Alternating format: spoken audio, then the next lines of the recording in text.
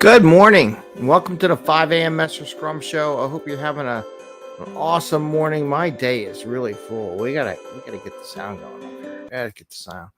That showed me in here, and I was trying to bring something up as we were chit chatting. Anyway, so hey, good day. I gotta make this. This can be a quick one.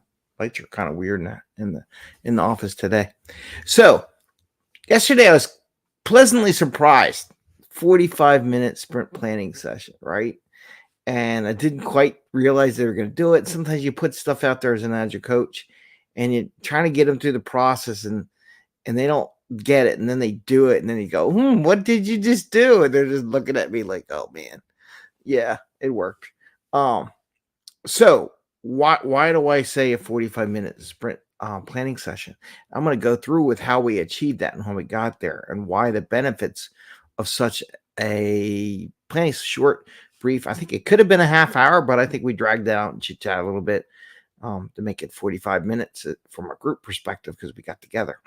So today is a 5 a.m. Mester Scrum Show. I am Greg Mester, Scrum Master and Agile Coach, and I hope you're doing well. Tonight, I'm releasing an interview, last interview for Women's History Month with Angeline. She's going to talk about empowering women. So that's going to go release today. I'll put a post out later today for that activity. So again, tonight at 8 o'clock, Empower Women, and then the podcast goes out at 9 p.m. Eastern Standard Time. It's a good interview talking about empowering women and stuff like that. And I think it's important that we understand a lot of these different aspects of life, especially as a coach or scrum master, because we got to deal with teams all the time and they have a lot of personalities. So if you don't, you should watch it. So what happened yesterday? So how did we get, I had directors tell me before, well, you can't have a 45 minutes. You can't do a half hour. And I've done this now, multiple companies. I repeated this activity where now their sprint planning is under an hour or 45 minutes, in some cases 30 minutes. I even had a team that did it in 18 minutes at some point in time. How did we get there? Why? What are you doing? Well, here's the thing, right? In Agile and Scrum, things can adjust, right? It says up to, should be, right? The total amount of time taken should include this, right? When they talk about that includes different things.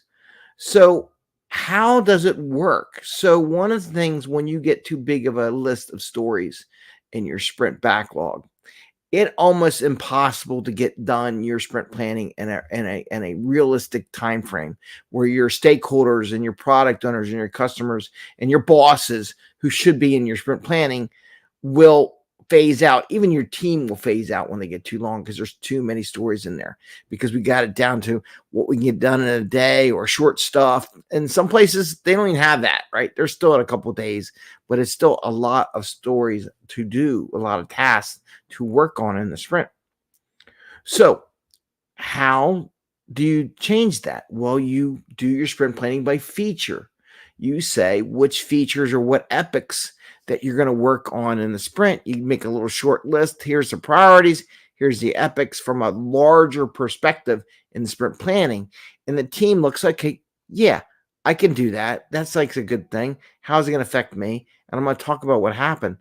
But I'm going to actually also talk about the road to get to that point. And this is going to be a short session. And don't forget tonight, Angeline, last night I did Princeton Agility.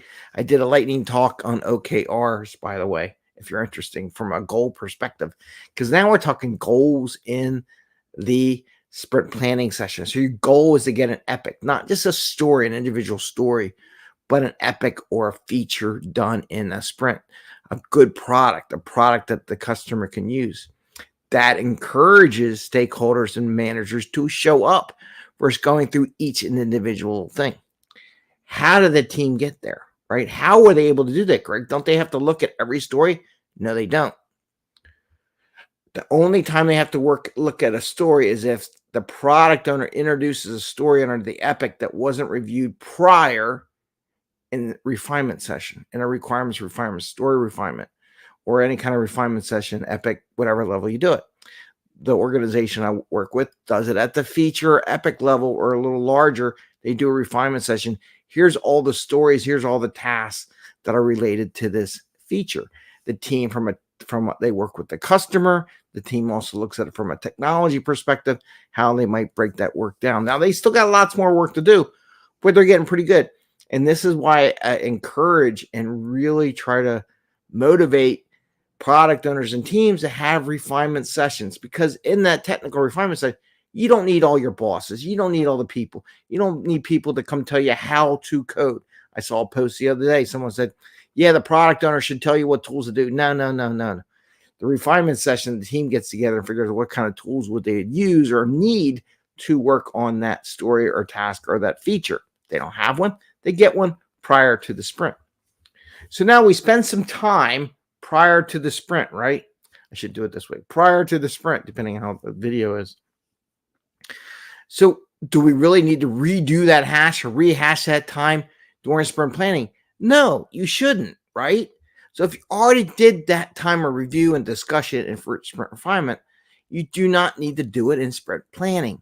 Therefore, you can just do your sprint planning based on your epics or your features, and then everyone agrees. Now, what was beautiful about it, when one person did have a question, because maybe they missed a meeting or something, well, what's in that epic?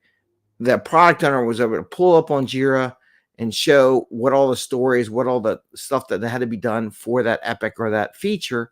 And they're like, okay. And they asked a couple questions about it, just get familiar, see if there's anything missing, get them prepared mentally for the week of what ahead of them. And it worked out perfect. Got it done in 45 minutes. So if you want me to help you in your organization, I also do individual coding for companies. I can help you get to a 45 minutes, half hour sprint planning session that now you can invite your stakeholders, your product, your managers to the meeting to talk about what priorities. And then when you have a say, okay, we're going to do this now, which of these features are at risk to not being doing? What are the priorities? Then you can have a priority discussion, make sure everyone's in agreement. They all kind of know what the specific, maybe some things are lowest on the thing. So if something comes up bigger than what we planned for, then maybe these 2 features or 3 features at the bottom of the list aren't going to get addressed. And that way everyone understands that priority from the beginning, not in the middle, not in the end. You're not notifying them that they're at risk at the end. You're notifying them they're at risk at the beginning. And then you can communicate to those stakeholders how it's progressing. Are you going to get to their one they want? So I'm just saying it's not a miracle. It happens. And you don't have to keep rehashing the same thing over and over again, which is the biggest complaint among Scrum teams, agile teams, managers, corporations, and things like that. If I'm doing it in the front, I don't need to redo it again just because the Scrum guide says it should be 2 hours or 4 hours, depending on how long your sprint is, right? You only need as much time as to look at the deltas and just to kind of go over your priority list and make sure everybody's in agreement on the feature level priorities. They don't have to know each individual story unless that individual story is a unique individual feature in itself. So with that, I want to wish you all a happy Scrumming. Please tune in tonight to our interview with Angeline. She's going to talk about women empowerment as part of the last interview for this. I got more interviews coming that are for the next month, and I'll put some information on that this weekend. And just so you know, I am going to do a webinar on OKR Agile goal settings. So we're going to do this. It's coming up in April. I'm picking a date. I'm thinking April 20th. If you're interested, send me a note. I'm going to do that. We're going to do a couple sessions. I'm formulating. I'm going to be done formulating by today, or at least by tomorrow, and I'll put it out on the street for people to sign up for. So I hope you get to attend that. And again, I did the Agile Princeton Agility Conference last night. Turn into that. It's on YouTube. See how it went. Kind of give you an insight into the OKR process for goal setting. And I want to wish you a happy day, Holy Thursday for those who are practicing the Thursday here in the Christian religion. And I want to wish everyone else a happy holiday. I'll be on tomorrow. Do some fun stuff, I hope. And I wish you the best. Take care. Happy Scrumming. See ya.